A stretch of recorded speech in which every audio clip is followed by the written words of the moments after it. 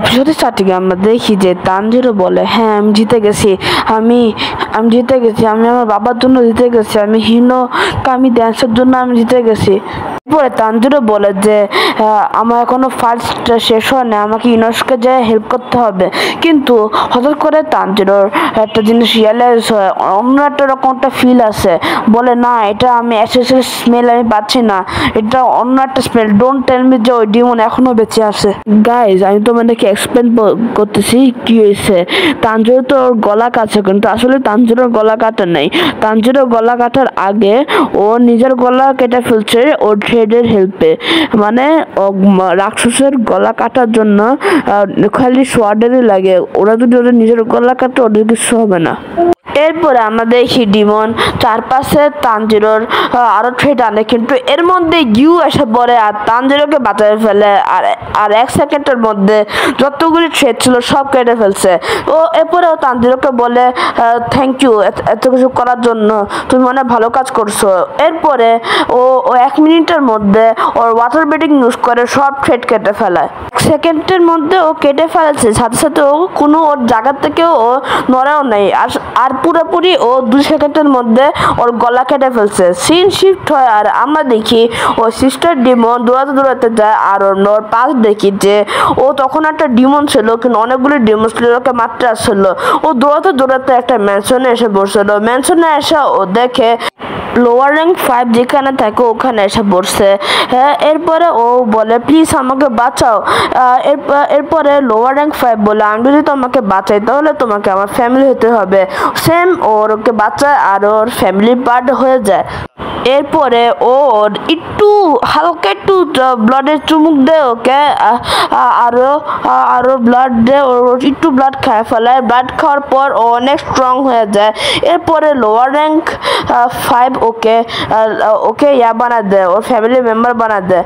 মানে যারা ওর সাদা চুল না, তারাই হচ্ছে ওর ফ্যামিলি মেম্বার। ওর ফ্যামিলি মেম্বারকে অনেক টর্চার করতো। মানে কেউ যদি অন্য কথা না শুনে তো ওকে অনেক মারতো, না হলে ওকে সানের মধ্যে পুরাই দিত।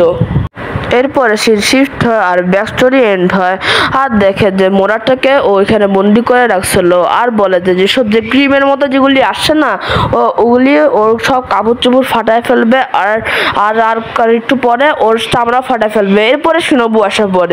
ও শিনোবুকে অ্যাটাক করে, কিন্তু শিনোবু ডজ করে আর ডজ করে ওকে মারে। এরপরে ও বলে আমাকে ছেড়ে দাও, এসব আমি যে মানুষদেরকে মারতেছি ওগুলো আমাকে দিয়ে করানো হচ্ছে, আমি ইচ্ছা করে করতেছি না। তারপর শিনোবু বলে তুমি এই নিয়ে কয়টা মানুষকে মারছো? ও বলে যে আমি এখন মাত্র 5টা মানুষকেই মারছি। তারপর ও বলে না, তুমি মিথ্যা কথা বলতেছো, এখানে তুমি টোটাল 80টার উপরে মানুষকে মারছো। আমি জানি, আমি অনেকগুলি এরকম দেখছিলাম, এগুলি নিশ্চয়ই তুমি করছো, কারণ তোমার একটা কি এরকম।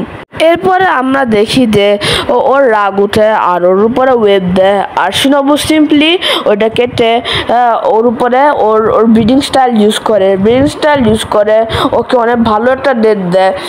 ডেথ দেওয়ার পর ও ভাবে যে ও এখন আমার গলা কাটে না, কিন্তু আমাকে গলা কাটতে পারে না, ও মনে হয় আমার গলা কাটতে পারবে না। এরপরে ও দেখে ওকে গলা না কেটে ছাড়াই ওকে মেরে ফেলছে। আমি তো আমাকে বলতেছি শিনোবুর ফিজিক্যাল স্ট্রেংথ অনেক কম, মানে ও অনেক স্মল, এজন্য ওর ফিজিক্যাল স্ট্রেংথ এত কম যে ও একটা ডিমনের গলাও কাটতে পারে না।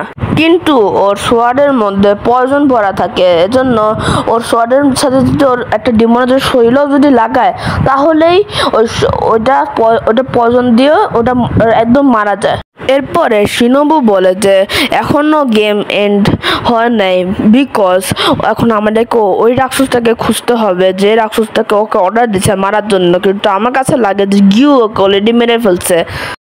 এরপরে সিন শিফট হয় আর আমরা দেখি ও সিস্টার ডিমন আর যে লোয়ার র্যাঙ্ক 5 যে আছে ওরা এক জায়গায় কথা বলতেছিল, মানে আফটার লাইফে ওরা কথা বলতেছিল।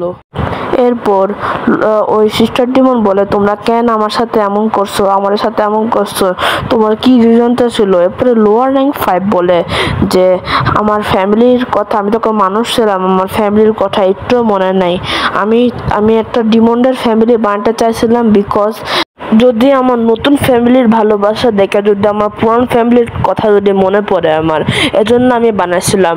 এর সাথে এই এপিসোড এন্ড হয়ে যায়। তো গাইস আজকের লাইভের জন্য একটু কি আপনাদের হয় ভিডিওকে লাইক করে দেন, চ্যানেলকে সাবস্ক্রাইব করে দেন, আর দেখা করি আপনাদের নেক্সট ভিডিওতে। ততক্ষণের জন্য বাই বাই।